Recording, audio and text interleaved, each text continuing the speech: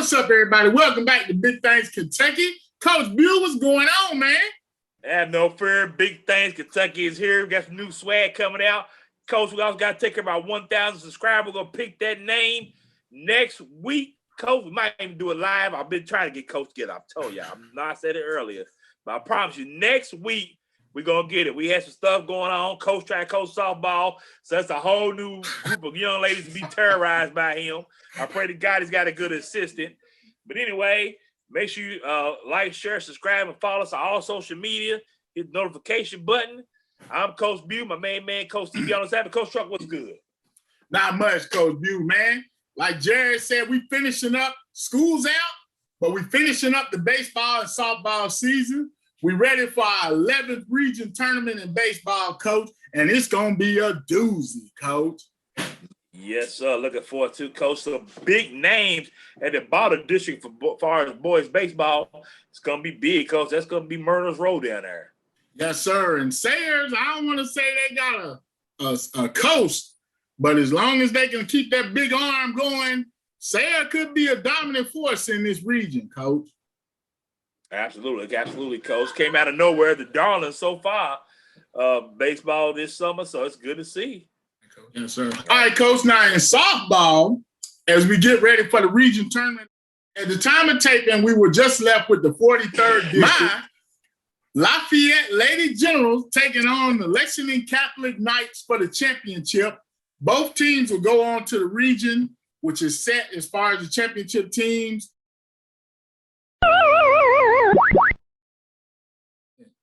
Whoever wins the district will get that seed. So we'll be looking out for that. So next week, we'll be crowning our regional champions, and we'll be getting ready for the state tournament, Coach. And Coach, be on the safe side, I'm taking whoever you don't pick because they're probably going to win. Because you're their bad luck, Coach. When you just talk about Lafayette, last week, I can't. It wasn't Lafayette though. They just fell out of your good graces. But I see they're back on because they're winning, huh? Hey, Coach Gans and my girl Trinity, the unit Bridges, doing big things. Baby, I ain't never fell off from my Lady General. Let's ride, ladies. Pitiful, Coach. Pitiful. Okay. Man, Coach, I wasn't able to join you for this interview because of some previous obligations, but you got a chance to sit down with EKU football coach Derek Day. He's a linebacker coach there. He's involved in recruiting and doing their camps. So, Coach, here's that interview with you.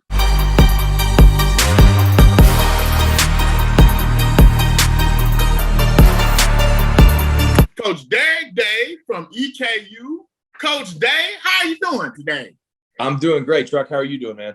All right, man. Now, first thing we want to talk about, the EKU Colonels, Coach, man, this is your second year with the program. Is that correct? Yep, that's right. Got here last February, right before everything shut down. Spent about 4 or 5 weeks here getting ready, and then obviously everything shut down. But we fought through it in the summer and played last fall, and kind of set that as a base for the program. And going to hit the ground running this fall for year 2.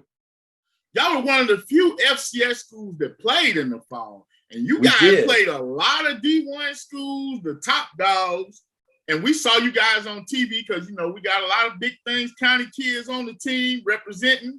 Shout out to those kids. Kind of tell us how that season went for you guys.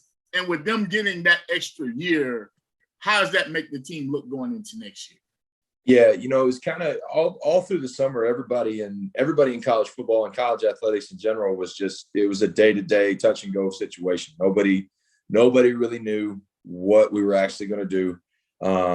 But our goal was to just continue to push and continue to put ourselves in a position that if we did get the green light to go play, that we were ready. We didn't want to have to get ready, kind of the idea. You don't have to get ready if you stay ready. So that's kind of the way we approached it. Put a schedule together that was the toughest schedule in EKU history. And, Marshall, West Virginia, Troy, Central Arkansas, which is a nationally ranked FCS program twice. Stephen F. Austin out of Texas, the Citadel, which is, anybody that knows football, it's Citadel triple option. I don't care what their record is. It's anytime you got to go stop that, it's tough. So we put together a 9-game schedule that was very challenging, but it was going to be able to build a lot of great experience for a lot of young guys. We did not have our full complement of guys. We did have some guys opt out. That was their decision, but we made as a program, we had enough guys say, hey, listen, we want to play. We want to take this opportunity to get better. And we did take some lumps, and there were some growing pains along the way. But when you look at the team that we put on the field, the last game of the year, we were a vastly different football team. And we had grown a lot on and off the field. And to me, that's everybody redshirted. So every kid that you saw out there playing in maroon and white did not lose a second of eligibility, but gained so much experience in 9 games. There is no substitute for experience. And so getting so many young guys, because we are very talented and very young, getting so many young guys some experience in a kind of year zero situation was a huge benefit for us in our program, and a great building block for us moving forward. Now you guys will be going into a new conference. Bye-bye OVC for the Colonels. That's kind of like, wow. Yeah. So kind of tell us a little bit about that going into this new conference. We're moving into this new conference, and I kind of laughed. Everybody talked a few years ago about the conference realignment, and they talked about, it's Texas and Texas A&M going to go to the SEC and Oklahoma and all these teams. And also, it's kind of what we're doing at the FCS level. I mean, you're going to be looking at, this fall, we're playing some WAC teams, and the WAC is basically going to do the same thing to the West, but we're going to play it in the East. And, Kennesaw, Jacksonville State, we're going to be playing Sam Houston this fall, who just won the national championship, Stephen F. Austin. And so it's going to be putting a situation where your conference play is by far the best of the best. And it's going to prepare you August, September through November on a weekly basis. You're going to see some teams come out of these leagues in the future. In my opinion, you're going to see some teams come out that aren't going to be undefeated, but they're going to be ready for the playoffs when that time comes, because we're going to beat up on each other a little bit, but we're all going to be ready because we're all going to be competing at the highest level to get ready and go win the national championship. All right, Coach. Coach, it's camp season, and we wanted to talk about the EKU camps, Coach. Can you kind of break down to us? We see there's a lot of different camps and dates and everything. Just kind of give us a rundown how this works to help our parents out. Yeah. Well, obviously last year, nobody got to go to camps, and, rightfully so. And with everything that was going on, and we came back this year, and the NCAA set June 1st is that things were going to open back up along with the CDC. And so we're back into camp season like it's been every other year. Kind of what is the normal rhythm of high school and college football, where they meld in these camps. We've got a couple different camps going on starting next week. Monday, Tuesday, and Wednesday, we have what we call our Future Colonel Camp. It is for all boys and girls entering K through 8 in the fall of 21. So we've got kids who, already signed up. We've got some kids who are in, going to be in 6th, 7th, 8th grade. We've got a couple kindergartners in there too. And we're obviously not going to have them doing the same exact drills and same things. But, the idea is to get kids in, a love of football and a love for EKU, and just get them outside and get them around our players and get them around our program a little bit. And, just kind of, it's a way for us to give back to the community. And, we're going to have a pizza party one day, have popsicles, have ice creams, have stuff like that. So there is a football component to it. Obviously we are going to have a lot of fun with it. We're going to push them a little bit and do those kind of things, but it's a lot of fun for those young guys and girls to come out and really, develop the love for the game. And that's what we're trying to do, is we're caretakers of the game a little bit as coaches. And so we're trying to do that. That is the 7th, 8th, and 9th of June. That'll be in the morning. The check-in will be at 8. Kids will be released at noon. So it's about a 4-hour camp every day. Then starting on the 9th. Are those one-day camps, or is it through the whole 3 days? So it's a 3-day camp. So the kids come every single day. And so when you sign up, you can go to our website. It's EKUfootballcamps.com. And you can sign up, and it's all 3 days. You register and check in on the first day, obviously, and then every Monday, Tuesday, and Wednesday is for the little kids. Then on the 9th, 10th, and 11th, we have our one-day prospect camps, and our one-day prospect camps are for kids who are going to be in the 9, 10, 11, 12th grades in the fall of 21. So our high school kids who are coming to be evaluated for us. Now, there is obviously going to be a football component to it that we are going to be teaching. We're going to have 1-on-1, 7-on-7, individual periods, those kind of things. But there also is a testing and evaluation period. It's a great opportunity for young high school athletes to come out and get coached by our staff, learn some things that may help them in the fall on Friday nights. But it's also a great opportunity to come and be evaluated. The best thing in the world that you can do as a high school recruit, whether you're in Lexington or down in Corbin and Louisville, or all the way out in Paducah, anywhere in the state of Kentucky, the best thing you can do is go be in front of somebody. It's kind of like a job interview. You can send your resume out, but if the guy that sends you the resume is standing right in front of you, that guy might get a better look. And so, that's what we encourage you guys to come to camps, is because it gives us a chance to meet you, put eyes on you, and it gives you a chance as a prospect to see us as well. Because you're going to make a decision eventually about where you want to go to school, and you can do that by spending some time with the people and not just picking it based on a jersey or something like that. Also, we have a 7-on-7 tournament that is with middle school and high school teams. So those are through the high school. The high school coaches have signed teams up for those. So those are already full, but you'll probably have a lot of guys, a lot of followers that will know people coming. I know there's several teams coming from Lexington, several from Louisville. We've got 44 teams from in the state of Kentucky. We opened it up to Kentucky first. Our goal was to get 40 teams. And we said, if we can get like half of them be from Kentucky, and then we'll dip into other states. We got 44 teams from Kentucky in about 2 days that were interested in coming. So we are over the moon excited to have, nothing but Kentucky teams competing in our 7-on-7 and competing against each other. And really excited about that. And then we'll have a big man challenge. So the 7-on-7 is full because those are coming with their high school teams. But the big man, the big guys sometimes get left out on those 7-on-7 teams. The big guys need love too. I was a former big guy, so I need I'm a former D lineman, so I understand those guys need the love too. So we have a big man challenge on those days. Those teams will also be bringing their offensive and defensive lines to do that, but we will have some room in those camps. That one's on July 24th for the high school kids. So any offense and defensive lineman that wants to come to our O&D line big man challenge can sign up for that again on our website, which is EKU football. And one thing I wanted to talk to you about, as far as like recruiting and looking at kids, how has the improvement, or do you see an improvement in the Central Kentucky area of football? I know high school football. I know once before, a lot of people were like, why doesn't EKU recruit more Lexington kids? Yeah. But now you're starting to see that I think the level of football and talent is drastically improved in this area. Yeah. I think it has. And, I started my coaching career over in the western part of the state, in Bowling Green. And so I was a little bit familiar with the state from a recruiting standpoint from the early onset of my career.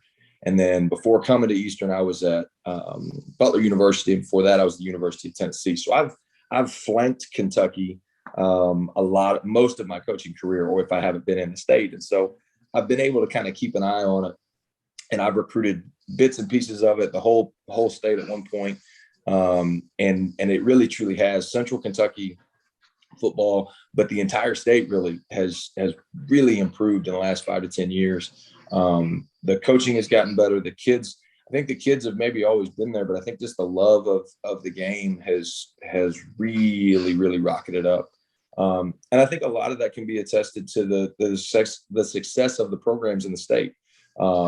Western's had a ton of success. Kentucky's obviously been very good. Louisville as well. Same thing here at Eastern. And I think when kids see, and that's not even to mention, Lindsey Wilson that wins a national championship a couple weeks ago. And so you get programs here in the state that are having a ton of success. that's going to drive high school kids to be interested in the game because they want to continue at the next level, and that's going to make the high school football better. But the reality of it is, for us here at Eastern, every single position coach, every single full-time coach, assistant has a recruiting area here in the state. So we split the state up 10 ways because we don't want to let one square inch of the state go unnoticed. And we make sure that we comb every inch from Ashland to Paducah, from Louisville down to Bowling Green, to make sure that we see every single kid there is. And you start in your home state. No matter where you're at recruiting, you always start in your home state. And we're trying to make a point of doing that as a staff. And with Coach Wells being a former assistant here at Eastern and at Western, spending a lot of time here in the state, that's a huge priority for us is making sure that we recruit Kentucky kids. Everybody, it's just kind of introduce us to the FCS recruiting cycle. Yeah. The kind of easiest way I can do it, and the nuts and bolts of it, is the FBS schools in the Power 5 and the Group of 5 get 85 scholarships. All 85 of those scholarships are full scholarships. Okay, so every kid that's on scholarship at one of those programs is on a full scholarship, period, full stop. The difference at FCS, we get 63 that we can split 85 ways. So basically we can have 85 guys on scholarship, but we only get the equivalency of having 63. Now, what that ends up happening is, and why we're so big on recruiting Kentucky kids, getting Kentucky kids at Eastern, when Kentucky kids have great grades, well, the university is going to be able to give them some academic money. Well, all of a sudden now that scholarship can be added on from an academic standpoint with their athletic scholarship. They're on full scholarship on paper. For them, they're not paying anything to go to school, but it may only cost our football program and it costs the athletic department a half a scholarship. That allows us to then go spend that other half a scholarship on another player. So you kind of get a 2-for-1 situation.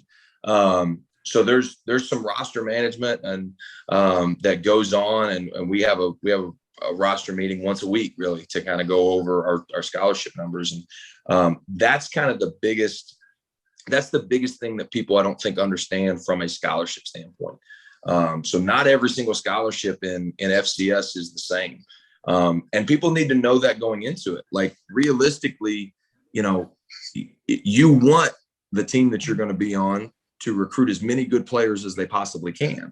And so if you've got really good grades and you're going to qualify for a ton of academic scholarships, and all of a sudden they come in and they say, hey, we're going to be able to pay for, you're getting all this academic money, we're going to pay for your meals and your books. Well, that may only come out to be, a 10% of a scholarship, but you're on a full scholarship because of your academics, right? And it allows that program to then go recruit some other good players as well. And it continues to build the program. So, sometimes guys get caught up in, well, they wanted to only give me a partial scholarship. Well, usually that's because you've done something else really, really good. You're an in-state kid, so the tuition's different. Your grades are outstanding. You're a legacy, any of those kind of things. There's a ton of scholarships, obviously, that kids can apply for and qualify for that could have an impact on that. And then the other piece of it kind of is that, people forget that, people think that just the SEC and the ACC kind of teams are the only places that NFL players reside. You go watch that national championship game with South Dakota State and Sam Houston. There were a bunch of NFL guys on there. We played a bunch of NFL guys this past fall. We've got NFL guys on our roster. There's been, Noah Spence was a second-round draft pick out of here. There's been a lot of draft picks. A lot of guys play a lot of football. Tim Boyle's a backup quarterback with the Packers right now. A lot of guys play a lot of NFL football from Eastern Kentucky. So everybody thinks, oh, I got to go D1, SEC, whatever, if I'm going to get noticed. Just like in recruiting, you can be at the smallest high school in the state. If you're a good player, as coaches, we're going to find you. The NFL is the same way. If a guy's a good player at a college team and they can commit and contribute in the NFL, people are going to find him. And so this idea that it's this D1 or bust, it's this SEC Power 5 or bust, there's a lot of really, really good players at this level that both college, NFL, and everywhere in between that, get recruited to places like Eastern. And, there's a lot of kids too that can go to those other big time places and maybe sit and develop. And then as a fourth or fifth year guy, contribute, or you can come to a place maybe that's an FCS program and compete early and contribute early. And so it's just really kind of what you're looking for. We want guys that want to compete. We want guys that want to compete at the highest level, that want to go play at the next level. And we want guys that want to go win a national championship. That's it. That's the standard around here is expect to win, and everything is a matter of pride. And, that was set by Coach Kidd. Obviously a long time ago when he took over the program, we played here and we took over the program. Well, Coach, man, we appreciate you. Looking forward to big things at these camps. And, maybe a couple shining stars will show up. So best of luck to you and all and the Colonels in the upcoming season. Appreciate you coming on, Coach. Appreciate you having me, Truck. And I'll definitely come back and see you this fall. All right, Coach. Coach Day just wanted to come on and give us the 411 on the camp scene as far as EKU and the new things this program is going through as they're building. They'll be in a new conference and everything. So y'all keep an eye out for the Colonels. We got quite a few players representing Big Things County on the team. So we always looking out for the Colonels. It's interesting. EKU's always been a powerhouse. Heck, when Kentucky and Louisville weren't relevant, EKU was relevant. Western was relevant. So, it's good to see those two schools get back up. Hope EKU get back on their winning ways, Coach. All right, Coach, short week this week for us. So we gotta put a show together real quick. You did. So make sure you check this out. Check out last week's show with Coach Wes Johnson and our other Sunday conversation with all the great coaches we've interviewed around that state. Man, as always, just be a living donor. I'm Coach Bew, my main man, Coach TB on the side, Coach Truck. Hey.